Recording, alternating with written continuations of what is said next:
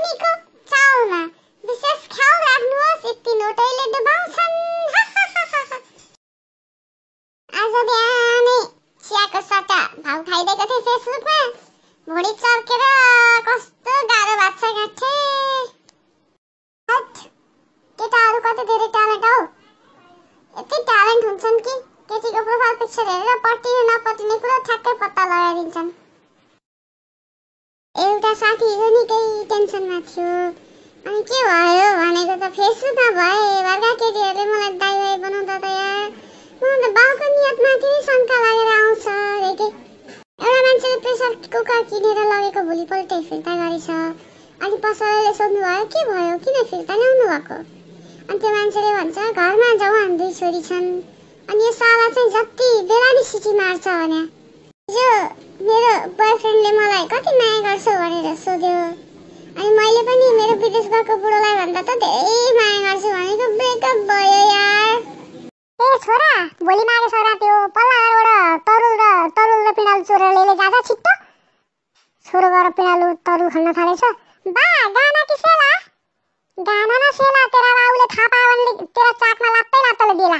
च्याखुरीले छोडेर गइहाली, हेर्दा हेर्दै अर्काकी भइहाली, माया मारेर मलाई छोडी गइहाली एक्लो पारेर। कुखुराको रातो भाले पुच्छर झाले माले, कुखुराको रातो भाले पुच्छर झाले माले, अचलका छेत्री बाहुन भैँसी खान थाले।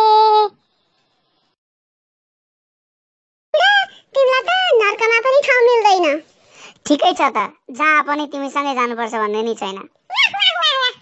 नरम चाना भुतले साग कमेरे पानी नर्सिङ ट्वाक वाह वाह वाह। बजारमा एउटा उखान आएको रहेछ, पछाडिबाट हेर्दा करिना, अगाडि मुख हेर्दा म त झन्डै मरिन।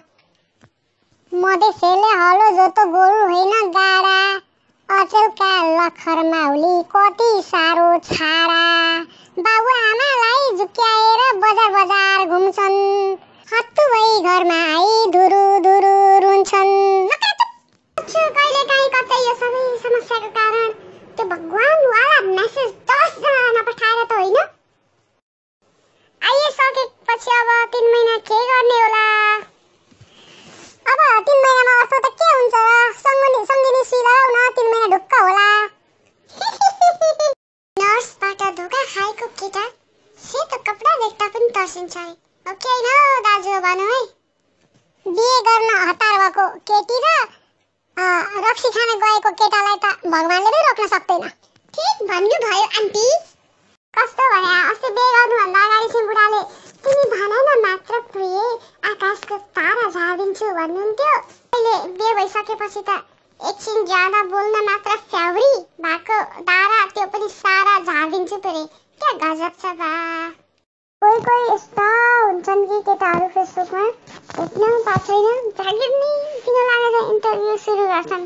घर कहाँ, के थाहा, कहाँ बस्नुहुन्छ, कति वर्ष भयो उहाँ जानुभएको भनेर। हरे प्रभु।